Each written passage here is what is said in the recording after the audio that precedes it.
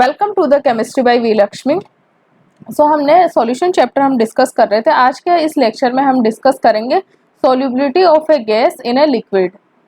हम liquid solution से 12th class में कौन से सॉल्यूशंस की बात करते हैं? हम लिक्विड सॉल्यूशंस की बात करते हैं। लिक्विड सॉल्यूशंस का मतलब क्या हो गया कि हमेशा जो सॉल्वेंट होगा ना वो क्या होएगा, लिक्विड रहेगा। सॉल्वेंट बाय सॉल्यूशन में क्या होता है, सॉल्वेंट प्लस सॉल्यूट होता है, तो जो सॉल्वेंट होगा ना हमेशा क्या रहेगा, लिक्विड रहेगा। ठीक है,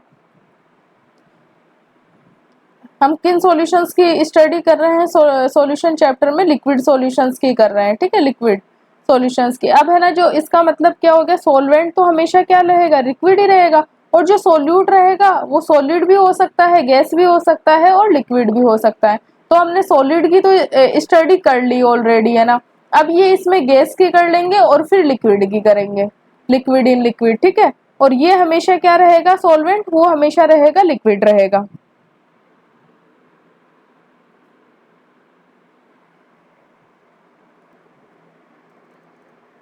ठीक है, तो अब हम डिस्कस करेंगे solubility of gases in liquid में बात करेंगे।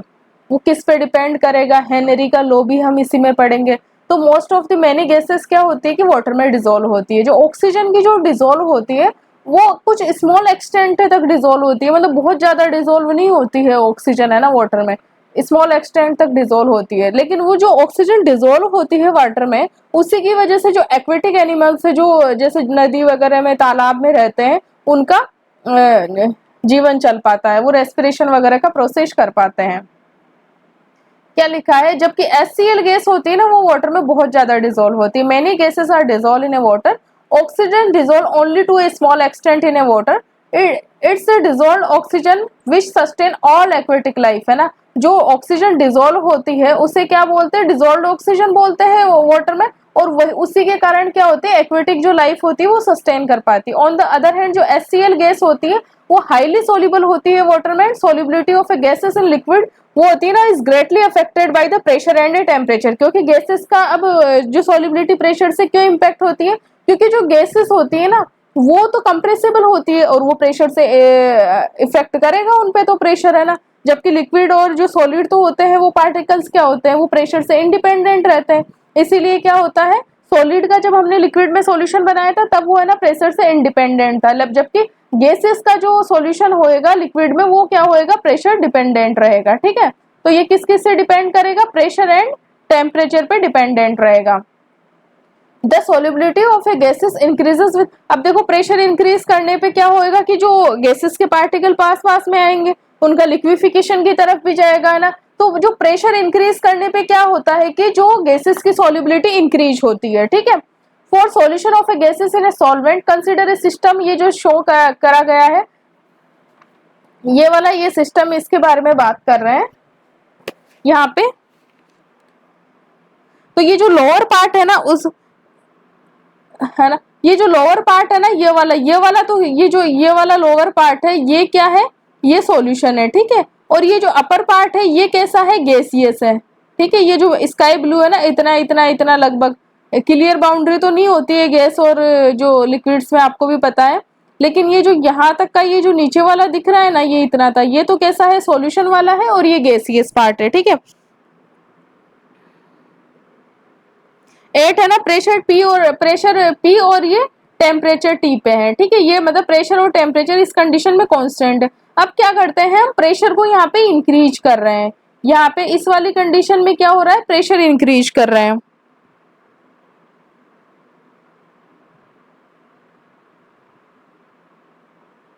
तो ये वाली कंडीशन आएगी, पहले पिस्टन यहाँ था, पिस्टन देखो नीचे आ गया, मतलब प्रेशर इंक्रीज कर रहे हैं। पहले तो इस कंडीशन की बात करते हैं। इस वाली कंडीशन में क्या होता है कि डायनेमिक इक्विलिब्रियम, डायनेमिक इक्विलिब्रियम का मतलब क्या होता है, जो पार्टिकल गैस के सॉल्यूशन में जा रहे हैं और सॉल्यूशन से जो पार्टिकल गैस में आ रहे हैं उनकी जो संख्या है, वो जो रेट है वो क्या है कि कांस्टेंट है। ठीक है, under this condition rate of a gaseous particle entering and leaving the solution phase is the same, है ना।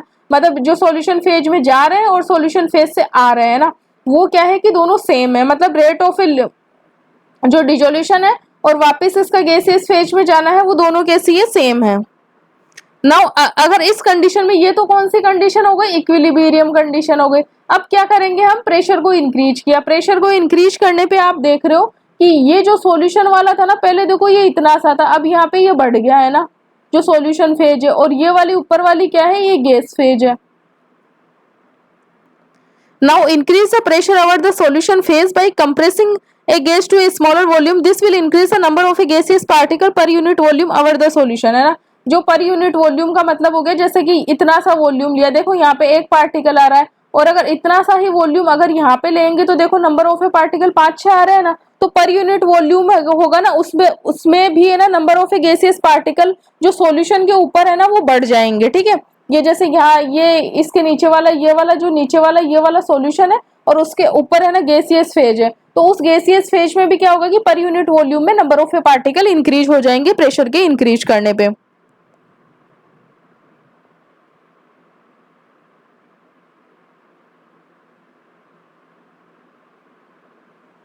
और जो रेट होएगी ना, जो जिस रेट से है ना जो गैसियस पार्टिकल है ना, जो ये सॉल्यूशन की सरफेस होएगी इस पे स्ट्राइक करेंगे है ना, तो वो रेट भी इंक्रीज हो जाएगी, मतलब नंबर ऑफ ए पार्टिकल ज्यादा स्ट्राइक करेंगे इस सरफेस पे है ना सॉल्यूशन फेज में जाने के लिए। The gaseous particle also the rate at which the gaseous particle are striking the surface of a solution to enter it वो भी increase हो जाएगी। The solubility of a gas will increase until a new equilibrium is reached, resulting in an increase in the pressure of a gas above the solution and thus the solubility increase। मतलब ये जब तक है ना, ये solubility कब तक होती रहेगी गैसियस की, जब इसी टाइप का एक इक्विलिब्रियम एस्टेब्लिश नहीं हो जाता है ना, तब तक ये नंबर ऑफ गैसियस पार्टिकल इस सॉल्यूशन में इंक्रीज होते रहेंगे, और ओवरऑल हम देखेंगे कि प्रेशर के इंक्रीज होने पे क्या होगा, गैस की सॉल्युबिलिटी इंक्रीज हो रही है।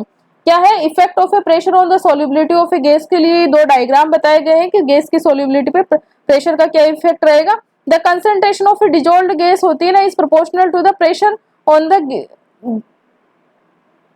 The gas above the solution. Pressure the concentration of a dissolved gas is proportional to the pressure of the gas above the, मतलब सॉल्यूशन के ऊपर है ना जो प्रेशर रहता है गैस का ना, उस पर डिपेंड करता है कि जो इस सॉल्यूशन के अंदर कितने गैस के पार्टिकल्स रहेंगे। ये सारी चीजें क्लियर हुई, एक बार यहाँ से देख लेते हैं। मतलब अगर इन जनरल अगर 12th का स्टूडेंट अगर ये लेक्चर देख रहा है तो उसका मतलब ये है कि प्रेशर के इंक्रीज होने पे क्या होएगा, एक तो पर यूनिट जो वॉल्यूम है जो सॉल्यूशन के ऊपर, उसमें number of gaseous particle increase होंगे। नंबर ऑफ गैसियस पार्टिकल अगर पर यूनिट वॉल्यूम में इंक्रीज होते, मतलब जो सॉल्यूशन के ऊपर लगने वाला जो पार्शियल प्रेशर है गैस का वो इंक्रीज होएगा, ठीक है। और उसी के साथ क्या होगा कि जो सॉल्यूशन में नंबर ऑफ गैसियस पार्टिकल भी इंक्रीज होंगे। ये सारी चीजें समझ में आ गई, यही चीजें यहाँ पे डिस्कस करी गई है। देखते हैं एक बार। The solubility of a gases increases with the increase of a pressure. अब वो क्यों इंक्रीज होती है वो चीजें हमने एक्सप्लेन कर दी। For solution of a gas in a solvent consider a system to be shown in a figure 1.1 जो अभी हमने कंसिडर किया। The lower part of the lower part is solution and the upper part क्या है, उसका gaseous system है। कब पे, एट प्रेशर पी पे एंड टेम्परेचर टी पे। जो लोअर पार्ट है वो सॉल्यूशन है और अपर पार्ट गैसियस सिस्टम है। Assume this system to be in a state of a dynamic equilibrium. Dynamic मतलब ये जो सिस्टम है डायनेमिक इक्विलिब्रियम है, कांस्टेंट प्रेशर एंड टेम्परेचर पे है ना। इसका मतलब क्या हो गया कि under this condition the rate of a gaseous particle entering the and leaving the solution phase क्या हो रही है, सेम है। नाउ अब दूसरी कंडीशन में क्या किया हमने, प्रेशर इंक्रीज किया over the solution phase by compressing the gas to a smaller volume, ठीक है। This will increase the number of a gaseous particle per unit volume over the solution and also the rate at which the solution gaseous particle are striking the surface of the solution to enter it। मतलब क्या होएगा, per unit जो volume है उसमें भी number of gases particle increase हो जाएंगे, और इस सरफेस से जो स्ट्राइक करेंगे ना सॉल्यूशन में जाने के लिए वो भी इंक्रीज हो जाएंगे। भाई देखो यहाँ पे अगर एक पार्टिकल स्ट्राइक कर पा रहा है, वहीं इतनी सी दूरी में दो पार्टिकल, मतलब नंबर ऑफ पार्टिकल इंक्रीज हो गए गैसेस के। The solubility of a gas will increase until a new equilibrium, फिर से नया इक्विलिब्रियम स्टेब्लिश होएगा, नया जो प्रेशर होएगा उस कंडीशंस के according, resulting in increase in the pressure of a gas about the solution and दस द सॉल्युबिलिटी क्या होगी, इंक्रीज होगी। ये चीजें समझ में आ गई। फिर इसके बाद में है ना ये जो बात करी गई थी ना, ये तो नॉर्मल है ना, क्वालिटेटिव बात हो गई है ना। अब क्वांटिटेटिव है ना, क्वांटिटेटिव का मतलब है कितनी डिसोल्व हो रही है, क्वालिटेटिव का तो मतलब हो गया कि प्रेशर बढ़ाने पे गैस की जो सॉल्युबिलिटी लिक्विड में इंक्रीज होगी। लेकिन भाई क्वांटिटेटिव भी तो बताओ कि कितना प्रेशर इंक्रीज करने पे कितनी सॉल्युबिलिटी इंक्रीज हो रही है। तो इसके बारे में जो बात करने वाले फर्स्ट जो साइंटिस्ट थे वो कौन थे, हेनरी थे। और इसी के नाम पे इनके कारण जो ये जो गैसेस की लिक्विड में सॉल्युबिलिटी का जो रूल है वो क्या कहलाता है, हेनरी लॉ कहलाता है। Was the first to give the quantitative relationship between the pressure and the solubility of a gas in a solvent। Pressure और जो गैसेस की है ना सॉल्वेंट में सॉल्युबिलिटी के बारे में इन्होंने रूल दिया, वो रूल क्या कहलाता है, हेनरी लॉ कहलाता है। The law state that as a constant pressure the solubility of a gas in a liquid is directly proportional to. मतलब क्या होगा, देखो आपको टेम्परेचर की कंडीशंस तो कांस्टेंट रखनी पड़ेगी, ठीक है ना। The solubility of a gas in a liquid is directly proportional to the partial pressure of the gas present above the surface of the liquid or a solution। मतलब क्या कह रहे हैं कि जो गैस की solubility रहेगी ना लिक्विड में, वो किस पे डिपेंड करेगी, ये जो गैसियस फेज है इसके द्वारा लगने वाला जो सॉल्यूशन की ये जो सरफेस है इस पे जो ये प्रेशर लग रहा है ना इस पे डिपेंड करेगा, उसके डायरेक्टली प्रोपोर्शनल रहेगा। मतलब यहाँ पे जो ये वाला जो एरिया है यहाँ पे गैसियस पार्टिकल जितने ज्यादा रहेंगे उतना ही ज्यादा पार्शियल गैस का पार्शियल प्रेशर रहेगा, उतनी ही ज्यादा इस सॉल्यूशन में गैस की क्या आएगी, सॉल्युबिलिटी रहेगी। तो क्या चीज यहाँ पे क्लियर करी गई है, the solubility of a gas in a liquid is directly proportional to the partial pressure of a gas present about the surface of a liquid और ए सॉल्यूशन, है ना। उसके जो अब लिक्विड, ये जो लिक्विड है इसके ऊपर ये जो गैसियस फेज है इतना वाला है ना, ये जो गैसियस फेज है, तो इसके जो पार्शियल प्रेशर लगेगा ना लिक्विड सरफेस पे उस पे उसके डायरेक्टली प्रोपोर्शनल रहेगा। जितना प्रेशर बढ़ेगा उतनी ज्यादा सॉल्युबिलिटी होगी। यही तो हेनरी लॉ है और यही हम स्टडी कर रहे हैं। डाल्टन जो थे वो भी सेम टाइम पे है ना कंटेम्प्रेरी थे, इन्हीं जैसी बात कहे थे वो भी। जो डाल्टन थे एक contemporary of A Henry also conclude independently that the, यही बात उन्होंने भी कही लेकिन अलग शब्दों, यही बात कही लेकिन अपने शब्दों में कही।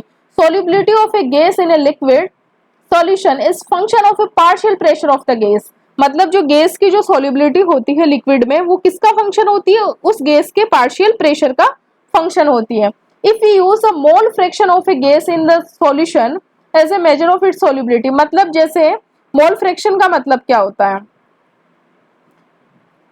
जैसे अगर ये कोई सॉल्यूशन है और ये कोई सॉल्यूशन है ना, जैसे कि ये H2O ही है और इसमें हम ले रहे हैं O2 ले रहे हैं ना, तो O2 के कितने मोल है और इसके कितने मोल है ना, तो O2 के मोल डिवाइडेड बाय टोटल मोल, यही तो क्या हो गया, मोल फ्रैक्शन हो गया। मोल फ्रैक्शन जितने ऑक्सीजन के मोल रहेंगे उतना ही ऑक्सीजन का मोल फ्रैक्शन रहेगा, राइट। और इसी ऑक्सीजन के मोल कब ज्यादा रहेंगे, जब ऑक्सीजन की सॉल्युबिलिटी ज्यादा रहेगी।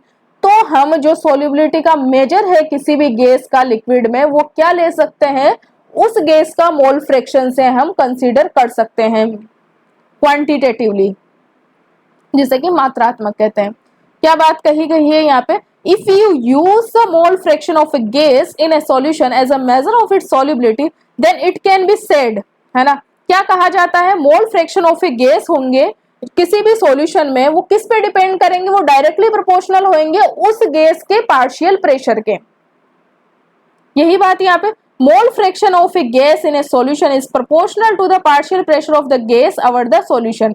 मतलब किसी भी सॉल्यूशन में जो गैस डिसॉल्व हुई है उसके मोल फ्रैक्शन रहेंगे वो किसके डायरेक्टली प्रोपोर्शनल रहेंगे, उस गैस के पार्शियल प्रेशर के प्रोपोर्शनल रहेंगे।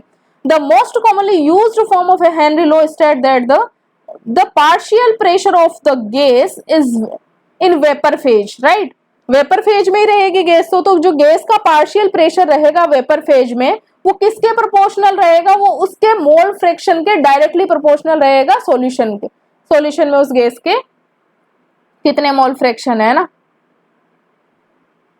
ये बात हो गई। ये हो गया हमारा हेनरी लॉ। क्या है हेनरी लॉ, कि जो गैस का पार्शियल प्रेशर रहेगा वेपर फेज में वो किसके डायरेक्टली प्रोपोर्शनल रहेगा, उस गैस के मोल फ्रैक्शन किसमें, सॉल्यूशन में, उसके डायरेक्टली प्रोपोर्शनल रहेगा। The partial pressure of the gas in a vapour phase is proportional to the mole fraction of the gas in the solution. और ये किससे एक्सप्रेस्ड किया जाता है, P partial pressure of the gas is directly proportional to the mole fraction, right. और यहाँ पे जो KH क्या आता है, ये हेनरी कांस्टेंट आता है और ये डिपेंड किस पे करता है, नेचर ऑफ द गैसेस पे ही डिपेंड करता है। Is the Henry law constant. अगर एक बार हेनरी लॉ को फिर से एक्सप्लेन कर देते हैं, क्या हेनरी लॉ स्टेट करता है, हेनरी लो कहता है कि ये जैसे हमारा कोई लिक्विड है, ठीक है, इसमें हमने ये लिक्विड फिल कर लिया, ठीक है, इसके ऊपर ये है हमारे गैसियस पार्टिकल जिसे हमने रेड से डिनोट कर रहे हैं, ये गैसियस पार्टिकल है, और कुछ गैसियस पार्टिकल जो कि डिसॉल्व हो चुके हैं हम उन्हें ब्लू से ही डिनोट कर रहे हैं, ये डिसॉल्व हो चुके हैं। अब ये जो गैसियस पार्टिकल रहेंगे गैसी वेपर फेज में, इसका कुछ ना कुछ क्या होगा, पार्शियल प्रेशर होएगा जो इस लिक्विड सरफेस पे लग रहा है। वो किस पे डिपेंड करेगा, वो क्या होगा, डायरेक्टली प्रोपोर्शनल होएगा मोल fraction of a gas in solution, mole fraction of a gas in solution. भाई जितना ज्यादा ये प्रेशर रहेगा उतने ही तो ये मॉलिक्यूल्स होंगे वो सॉल्यूशन में आएंगे, और जितने मॉलिक्यूल सॉल्यूशन में आएंगे उतना ही क्या होगा, इसका मोल फ्रैक्शन क्या होता जाएगा, बढ़ता जाएगा। तो मतलब पार्शियल प्रेशर क्या होएगा, डायरेक्टली प्रोपोर्शनल हो गया मोल फ्रैक्शन के, ठीक है। मोल फ्रैक्शन किस में होएगा, सॉल्यूशन में होएगा। पार्शियल प्रेशर किस में होएगा, वेपर फेज का होएगा, ठीक है। अब पी क्या है कि पार्शियल प्रेशर है, और केएच क्या है कि हेनरी कांस्टेंट है। तो ये हो गया हेनरी लॉ, हो गया हेनरी लॉ का एक्सप्रेशन हो गया। अब देख लेते हैं यहाँ पे क्या डिस्कशन किया है।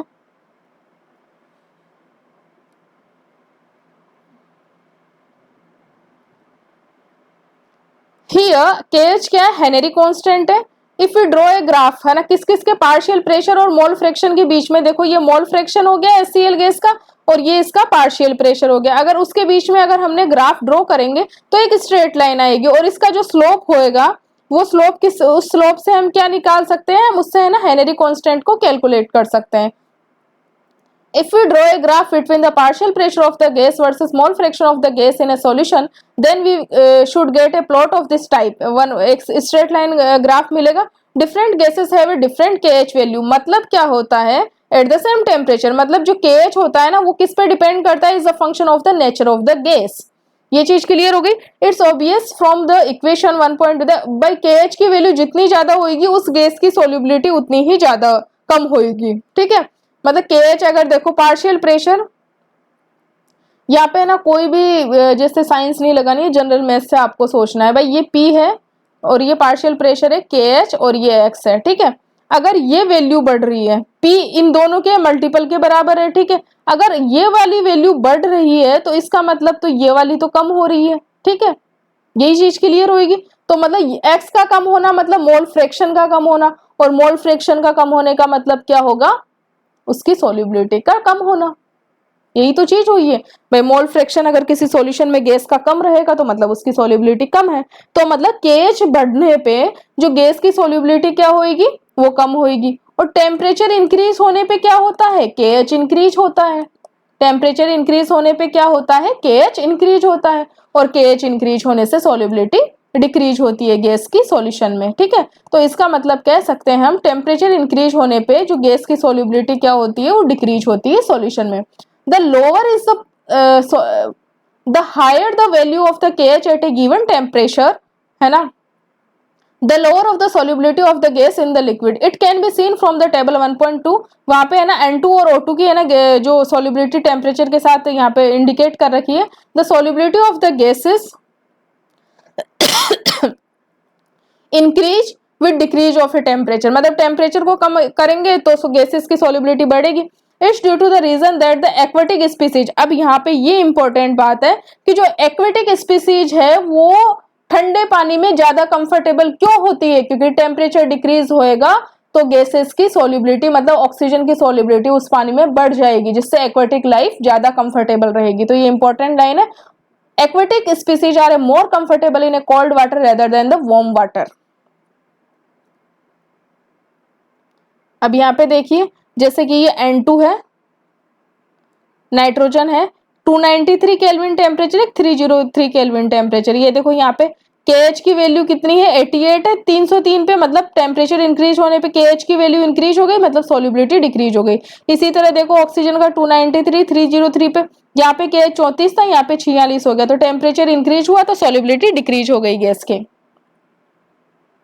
ऑर्गन का बता रखा है, CO2 की बता रखा है कि अब जैसे CO2 का KH है ना 1.67 ही है, तो इसकी सॉल्युबिलिटी अच्छी रहेगी। 298 केल्विन टेम्परेचर, रूम टेम्परेचर जो बात करते हैं। फॉर्मेल्डिहाइड की और भी ज़्यादा रहेगी, इसका तो बिल्कुल माइनस में 10⁻⁻5 है। मीथेन हो गया, विनाइल क्लोराइड हो गया, ऑर्गन हो गया। हीलियम की देखो 144 है KH, तो इसकी सॉल्युबिलिटी तो काफ़ी कम रहेगी। ये चीज़ें क्लियर हो गई। अब हमने क्या पढ़ा, हेनरी लॉ पढ़ा और उसकी KH की डिपेंडेंसी पढ़ी। भाई टेम्परेचर इंक्रीज होने पे KH बढ़ेगा और KH बढ़ने पे गैस की सॉल्युबिलिटी डिक्रीज होएगी सॉल्यूशन में। अब यहाँ पे ये न्यूमेरिकल है, आप लोग इसे कर सकते हैं। एक बार मैं थोड़ा सा ब्रीफ में अगर इसे कंसिडर कर लेती हूँ, पहले ये चीज़ें कंसिडर कर लेती हूँ, हेनरी लॉ की एक्सप्लेनेशन देख लेती हूँ।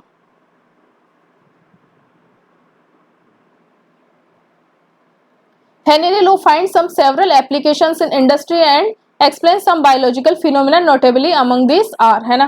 भाई हेनरी लॉ से हम क्या क्या चीज़ें एक्सप्लेन कर सकते हैं।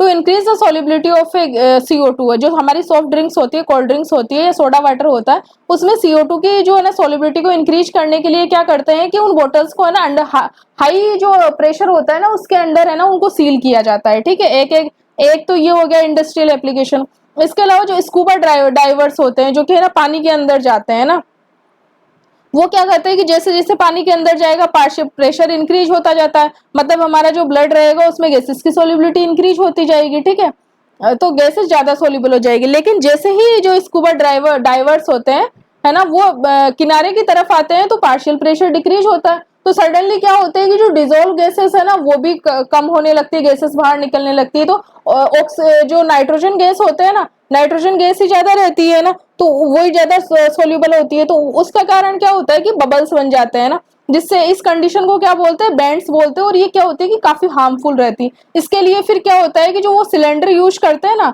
स्कूबा डाइवर्स, उनका जो एयर होती है ना वो डाइल्यूटेड रहती है हीलियम से। ठीक है, उसमें 11.7% हीलियम रहता है, 56.2% क्या रहता है, नाइट्रोजन रहता है, 32.1% क्या रहता है, ऑक्सीजन रहता है। अभी आप यहाँ पूछोगे कि ये हीलियम क्यों रहता है, भाई और गैसेस भी हम मिला सकते थे, 11.7% हीलियम ही क्यों मिला है, 56.2% नाइट्रोजन के परसेंटेज को कम कर दिया और ऑक्सीजन के परसेंटेज को 32% तक ले गए। ठीक है, जैसे नॉर्मली हमारे नाइट्रोजन 78% होता है, तो उसे कम करके कितना 56 किया और उसकी जगह हीलियम मिलाया। तो क्यों मिलाया हीलियम, आपने ऊपर देखा होगा कि हीलियम का जो KH होता है वो कितना होता है, 144 होता है। ठीक है, 293 केल्विन पे, और वहीं ऑक्सीजन का कितना होता है, 34 होता है। ठीक है, तो इसकी कंपैरेटिवली अगर सोल्युबिलिटी देखी जाएगी ना, नाइट्रोजन का 76 होता है, तो KH जितना ज्यादा उतनी ही सोल्युबिलिटी कम, मतलब ये ब्लड में ज्यादा सोल्यूबल ही नहीं रहेगी।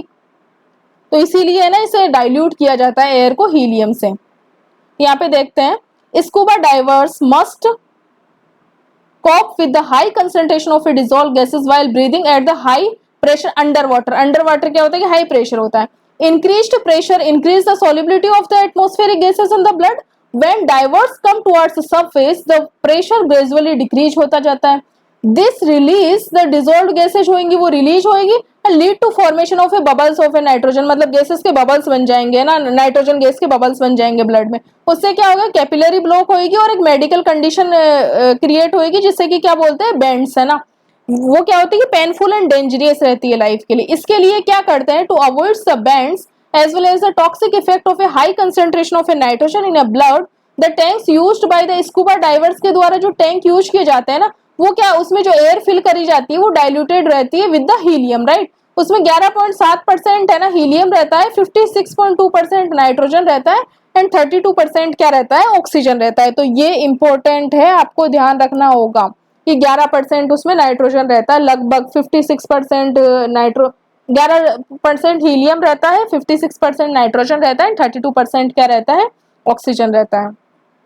इसके बाद में बात करते हैं जो हाई एल्टीट्यूड्स होता है ना, हाई एल्टीट्यूड का मतलब पहाड़ हो गए। ठीक है, वहां पे क्या होता है कि जैसे जैसे ऊपर जाएंगे पार्शियल ऑक्सीजन का पार्शियल प्रेशर कम होता जाएगा। अब ऑक्सीजन का पार्शियल प्रेशर कम होएगा तो जो हमारा ब्लड है उसमें कम डिसॉल्व होएगा। ठीक है, तो ऑक्सीजन की कंसेंट्रेशन हमारे ब्लड को टिश्यूज को कम मिल पाएगी, है ना, हाई एल्टीट्यूड पे। तो इसके कारण क्या होता है कि जो क्लाइंबर्स होते हैं वीक, और है ना उनकी जो थिंकिंग की जो कैपेसिटी होती है ना थोड़ी वीक हो जाती है। तो इस कंडीशन को क्या बोलते हैं, एनोक्सिया बोलते हैं। एक बार यहाँ पे देख लेते हैं, at high altitude the partial pressure of the gas is less than the at the ground level. मतलब पहाड़ों पे क्या होता है, जो ऑक्सीजन होती है उसका पार्शियल प्रेशर क्या होता है, कम होता है देन द ग्राउंड लेवल से, जो से हमारा मैदानों में होता है उससे।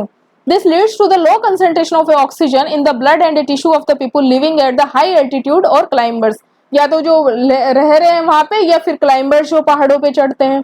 लो ब्लड ऑक्सीजन क्या होता है कि causes climbers to become weak and unable to think, है ना। जो जो क्लाइंबर्स होते हैं, अब वो वहां जो पहाड़ों पे रह रहे हैं उनका तो हैबिटेट ही वैसा ही है, तो उसके अकॉर्डिंग है ना थोड़े कंपेटेबल रहेंगे। लेकिन जो अगर क्लाइंबर्स होंगे जो नॉर्मल ऑक्सीजन वाले एनवायरनमेंट में रहे, उनकी बॉडी थोड़ा अलग तरीके से फंक्शन करेगी, तो वो अगर क्लाइंबर्स क्लाइंब करेंगे वहां पे तो वो थोड़ा वीक फील करते हैं, और उनकी जो थिंकिंग की जो कैपेसिटी होती है ना वो थोड़ी क्लियर नहीं रहती है ना, अनेबल टू थिंक क्लियरली। और ये जो कंडीशन क्या कहलाती है, एनोक्सिया कहलाती है। ये कंडीशन क्या होती है, एनोक्सिया होती है। तो हेनरी लॉ से हमने ये 3-4 चीजें एक्सप्लेन करी कि जो पार्शियल प्रेशर होता है वो गैस की सोल्युबिलिटी को किस तरह से इंपैक्ट करता है, क्वांटिटेटिव रिलेशनशिप के बारे में जो हेनरी लॉ में बात करी गई थी। नेक्स्ट होता है इफेक्ट ऑफ ए टेम्परेचर। अब जैसे क्या होता है कि गैसेस का जो डिजोल्यूशन का प्रोसेस होता है वो हमेशा कैसा होता है, एक्सोथर्मिक होता है। एक्सोथर्मिक का मतलब क्या होता है, इसमें हीट रिलीज होती है, ठीक है। इसका जो डेल्टा एच है वो कैसा रहता है, नेगेटिव रहता है और लेस देन 0 रहता है, ठीक है। यही बात हुई, मतलब अगर टेम्परेचर इंक्रीज करेंगे तो गैसेस की सोल्युबिलिटी क्या होगी, डिक्रीज होगी, क्योंकि प्रोसेस हमेशा एक्सोथर्मिक रहता है। Solubility of a gases in a liquid decrease with increase in the raise in the temperature when dissolved. The gas molecule are present in liquid phase and the process of a dissolution can be considered similar to condensation। मतलब gas का condensation करे चाहे dissolution करे वो एक similar सा process है। तो इस प्रोसेस में क्या होता है कि हीट इवॉल्व होती है, मतलब ये एक्सोथर्मिक होता है। We have learned in the last section that the dissolution process involves dynamic equilibrium रहता है डिजोल्यूशन के प्रोसेस में, है ना भाई। कुछ पार्टिकल्स अंदर जाते हैं लिक्विड में और फिर कुछ गैसेस पार्टिकल लिक्विड से वापस बाहर आ जाते हैं, तो ये डायनेमिक इक्विलिब्रियम चलता रहता है और ये ले चैटेलियर्स प्रिंसिपल को फॉलो करता है। अब इसका ले चैटेलियर प्रिंसिपल का मतलब क्या हो गया कि डिजोल्यूशन क्या होता है, एक्सोथर्मिक प्रोसेस है, मतलब इसमें हीट रिलीज होती है तो टेम्परेचर इंक्रीज करने पे सोल्युबिलिटी डिक्रीज होगी। The solubility should decrease with the increase of the temperature. ये सारी चीजें हमने पढ़ ली, मतलब गैस की सोल्युबिलिटी हमने लिक्विड्स में देख ली। अब ये न्यूमेरिकल है, एक बार ये न्यूमेरिकल भी मैं आपको एक्सप्लेन कर देती हूँ ताकि आपको थोड़ा सा क्लियरिटी मिलेगी। इस टाइप के आप क्वेश्चंस कर सकते हो। If N2 gas is a bubbled through water, bubbled मतलब N2 गैस पास करी जाती है, बबल्ड करी जाती है, टेम्परेचर कांस्टेंट बता दें 293 kelvin. How many millimoles of N2 gas would dissolve in 1 litre जो वाटर है उसमें कितने मिलीमोल्स होंगे जो N2 गैस के डिजोल्व हो जाएंगे। Assume that the N2 exert the partial pressure, partial pressure कितना बताया N2 का 0.987 बार बताया। Given that the Henry's law constant for N2, इस टेम्परेचर पे हेनरी लॉ कांस्टेंट तो टेम्परेचर पे से प्रभावित होता है, तो वो कितना बताया 76 बार बताया। अब हमें पता है partial pressure is equal to mole fraction multiplied by KH, है ना, यही चीज होता है। हमें ये क्वांटिटी दी, सॉरी ये हमें फाइंड आउट करनी है, ठीक है। ये दिया हुआ है, ये दिया हुआ है, तो partial pressure of the nitrogen divided by KH करेंगे। देखो तो ये क्या हो जाएगा, मोल फ्रैक्शन आ जाएगा, ये मोल फ्रैक्शन आ गया, ठीक है। अब मोल फ्रैक्शन का मतलब क्या हो गया, जो नाइट्रोजन के मोल डिवाइडेड बाय टोटल मोल। अब कंपैरेटिवली 1 लीटर वाटर में कितना ml पानी होता है, 1000 ml होता है या 1000 ग्राम होता है, ठीक है। और वाटर का जो मॉलिक्यूलर मास कितना होता है, 18 होता है, H2O का, है ना, H2O का 2 + 16 18। तो इसमें डिवाइड करेंगे तो नंबर ऑफ मोल्स 1 लीटर में कितने मोल्स रहते हैं, 55.5 मोल रहेंगे वाटर के, राइट। अब है ना जो मोल ऑफ नाइट्रोजन जो इसे मोल फ्रैक्शन से निकालेंगे, ये मोल फ्रैक्शन आ गया, और है ना number of moles of nitrogen divided by total moles आ गया। तो कंपैरेटिवली ये तो बहुत कम होंगे, 55 में ऐड करेंगे तो, है ना, तो ये हो गया number of moles of nitrogen divided bye 55.5। तो ये क्या आ गया, इज इक्वल टू ये मोल फ्रैक्शन आ गया। तो इससे नंबर ऑफ मोल्स निकाल लिए, ये हमारे पास आ गए नंबर ऑफ मोल्स आ गए, ठीक है। ये नंबर ऑफ मोल्स आ गए और मिलीमोल में कन्वर्ट करने के लिए इसे 1000 से मल्टीप्लाई कर देंगे तो ये क्या आ जाएंगे, नाइट्रोजन के मिलीमोल्स आ जाएंगे। और अगर है ना इसे वेट से मल्टीप्लाई करना हो तो इसके मॉलिक्यूलर मास से मल्टीप्लाई कर देंगे, ठीक है, 14 से। तो इस तरह से क्या होगा, ये इस तरह के क्वेश्चन हम सोल्व कर सकते हैं। होप सो आपको ये लेक्चर पसंद आया होगा, और नेक्स्ट लेक्चर में हम देखेंगे vapour pressure of a liquid solutions. मतलब यहाँ पे क्या होगा, सोलवेंट भी लिक्विड होगा और सोल्यूट भी लिक्विड होगा, और सॉल्यूशन तो लिक्विड बनेगा ही। तो ये वाले हम, ये जो इम्पोर्टेंट है इसका, जहाँ पे राउल्स लॉ वगैरह आते हैं, तो ये चीजें डिस्कस करेंगे। होप सो आपको ये लेक्चर 7 समझ में आ गया होगा।